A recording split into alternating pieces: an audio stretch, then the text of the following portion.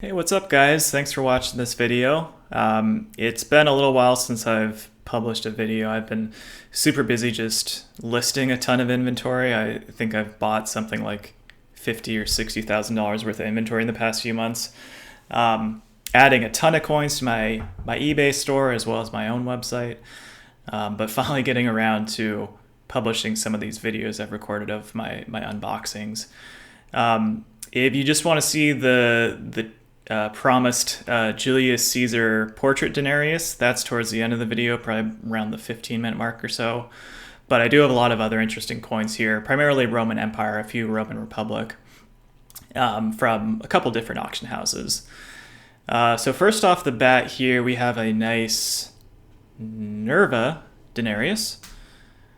Nerva was an emperor who reigned for only 2 years. He became emperor at a pretty old age, and he died peacefully, and he was succeeded by Trajan. Nerva is considered the first of the 5 good emperors because he was a fairly nice guy. He didn't do anything terrible. He didn't do anything super meaningful either in his 2 years. And on the reverse side here, we have an Equitas, the goddess Equitas holding a scale, and a cornucopia, and Equitas being the Roman goddess of justice. And next up, we have a nice bronze ass of Marcus Aurelius. This one is from his tenure as a junior emperor, or Caesar, when Antoninus Pius was still the senior emperor and still living. So it's kind of a young portrait of Marcus, a bareheaded portrait. The coin, as you can see, is a little bit worn. You can even see some of the dirt deposits or sand deposits still lingering there. Thankfully, they didn't super harshly clean it. They didn't try to get everything out of it, so it still has a nice patina and not super scratched up or anything. Nice hefty bronze coin. These are usually pretty affordable. A good way to get a coin of Marcus Aurelius.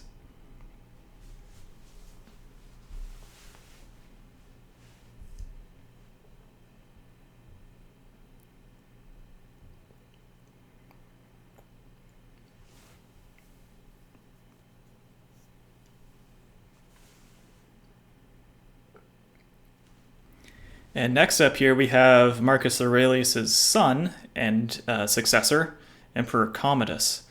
A little bit of staining on the obverse side there. Pretty heavily worn, but still a decent amount of detail. Reasonably well centered. Looks like it may have been clipped on about the 5 o'clock, 4 o'clock mark on the obverse. But nice coin overall. Commodus. So Marcus Aurelius was the last of the 5 good emperors. Commodus was not quite as favorably portrayed as Marcus Aurelius. He was considered more of a despot and a little bit of a jerk. And here we have a Gordian III, antoninianus, or double denarius. This one has a super sharp portrait. And it actually has a fairly long nose for whatever reason, kind of a Pinocchio nose almost. Not sure why the engraver decided to give him that, but little fun portrait there. And a Concordia millet reverse. Nice even gray patina as well.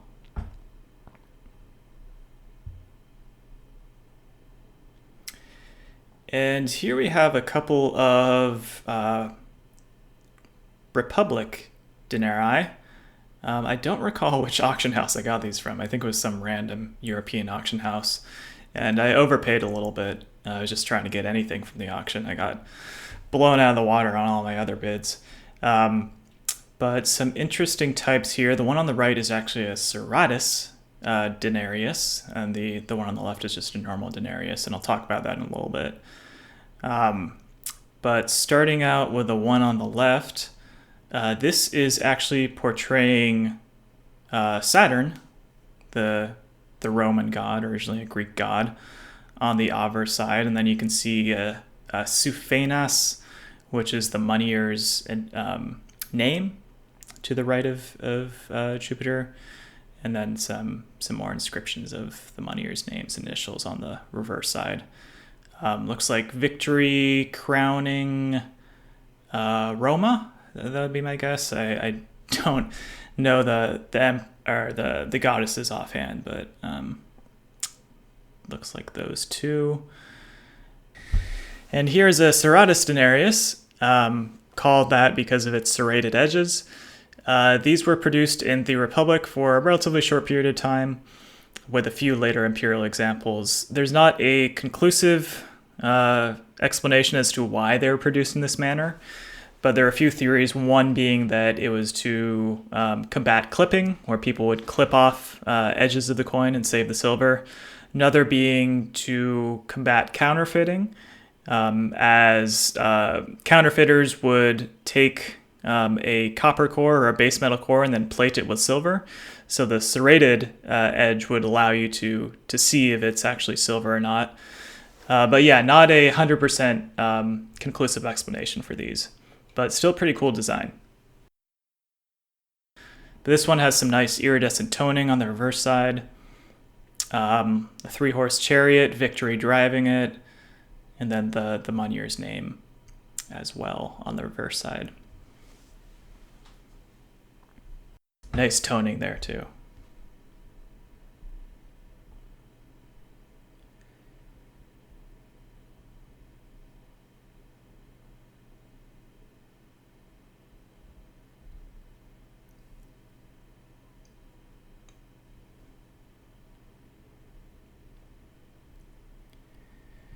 And here's some more coins from Roma.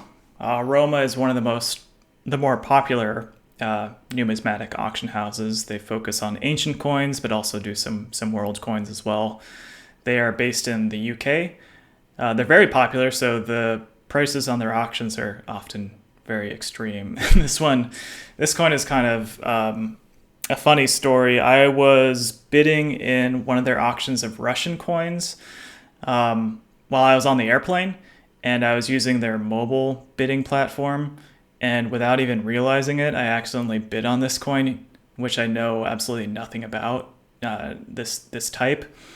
It's a 4 kopecks coin of Peter III, and I ended up being forced to spend about $300 on it. So definitely not going to be able to sell that for a profit, unfortunately, trying to figure out what I'm going to do with it, but we'll probably flip it for probably 50% of what I paid. And here are some more Imperial denarii.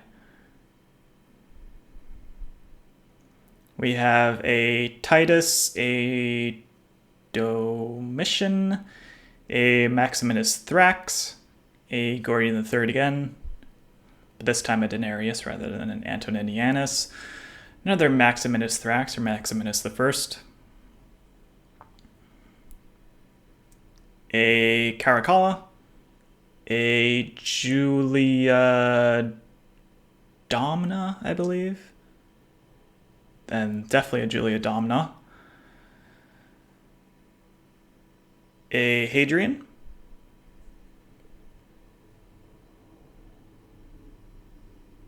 another Hadrian, and a third Hadrian. Pretty good level of detail on these, super sharp strikes on a couple of them, but I'll go through these one by one here. So here's one of the Hadrians. This is a bare-chested portrait. I think this is from early in his reign, maybe in his first year. You can see Imp Caesar Trajan on the obverse side, so taking his predecessor's name as his adopted son, and then Concordia reverse with Concord in the inscription there. And a Caracalla, a nice little bit of golden toning on this one.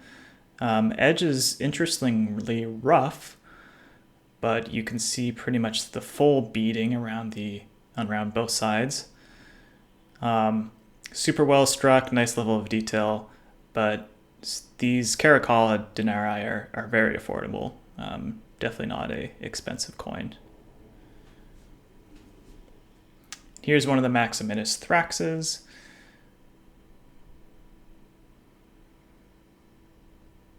These Maximinus denarii are often super well struck. As you can see here, well centered as well. Providentia on the reverse side, holding a wand and a cornucopia.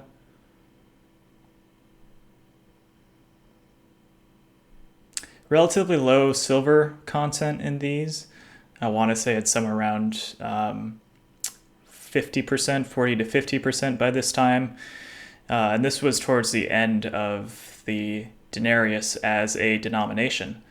I believe it officially ended as a silver denomination with Philip, who produced very small quantities of denarii, and that was only about a decade after Maximinus here. It did continue to be produced as a bronze coin, though it probably did not actually circulate given the inflation at the time. And here's a Titus. You can see his father's name, Vespasian, and then a throne reverse. Titus coins are relatively scarce. He only reigned for 2 years, and he is one of the emperors required for the 12 Caesars set. Excuse me. So, pretty popular, relatively more expensive than many of the other emperors. Here's a nice Gordian III, golden toning here, well struck, a little bit reflective, almost some luster there.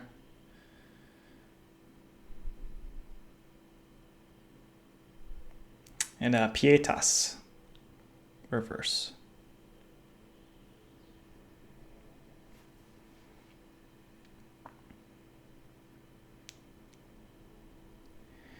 Here we have a Julia Domna.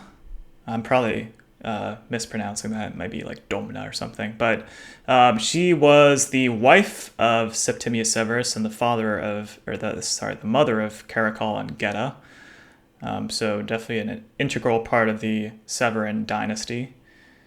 She committed suicide in, what would that be, 217 AD upon the death of, or the assassination of her remaining son, Caracalla. Here's Hadrian. Nice portrait here. Hadrian was the first emperor to wear a beard. And he kind of set the precedent, and then a few other emperors after him continued the tradition. I believe that's Apollo on the reverse side with instruments. Here's a Domitian. A little bit worn, but still reasonably well centered and struck. And with his typical Minerva reverse, about 2/3 of Domitian's coins have that Minerva reverse. 2/3 of his denarii specifically. He considered Minerva, the goddess of wisdom, to be his patron goddess, so he featured her very heavily. And here we have a couple of very exciting coins. And first off here is a denarius of the first Roman emperor, Emperor Augustus. And I just love the portrait on this one. Just look at that portrait. Very expressive. The inscription is a little bit cut off on the Augustus, but reasonably well centered. It has a little bit of blue iridescent toning in the fields, and then some darker toning as well. Nice, lovely original patina. And then on the reverse side, you have SPQRCLV in a shield. Nice inscription there, a little bit off center, but you can still see a reasonable amount of beading there. I was super excited to get this coin. I bid a little bit aggressively for it. This is not one I'm going to sell. This is one I'm keeping for my personal collection. And I'm actually using this as the start of a new 12 Caesars set. I'm starting from scratch. And I'm going to put out a separate video on that, but basically I'm looking for coins with very strong portraits, like this next one here, which might be the crown gem of the set. This is a Julius Caesar portrait denarius, lifetime portrait denarius, which means it was produced while he was still alive. There are a lot of coins of Julius Caesar that have his portrait, but they were actually produced after his death. But this is during his life. This was in Jan to February of 44 BC, only a month or two before he was actually assassinated. So you can see his very gaunt face on here. Like, not a super flattering portrait, honestly. It definitely shows his age, shows the wear of all the years and stresses upon him. Caesar was, for all intents and purposes, the first Roman to put himself on a coin. Previously, as you saw in the Republican denarii, it was gods or goddesses that were featured on Roman coins, never a living person. But Caesar decided to put himself on the coin, and this was considered by some historians to be a potentially contributing factor to his downfall, because it was considered such a breach of historical tradition and precedence and kind of sacrilegious in a way that this motivated the senators to engage in the conspiracy to assassinate him. But yeah, like I said, these are going to be the start of my 12 Caesars collection. I'm starting from scratch here. I'm focusing on coins with exceptional eye appeal, very nice portraits, toning if possible. I'm not sure if that'll be possible on everyone, like the Caligula. That'll be the challenge. But I will be putting out a separate video on starting a 12 Caesars collection in the near future. So stay tuned for that, and thanks so much for watching this. Feel free to add any comments or questions to the video. Thanks.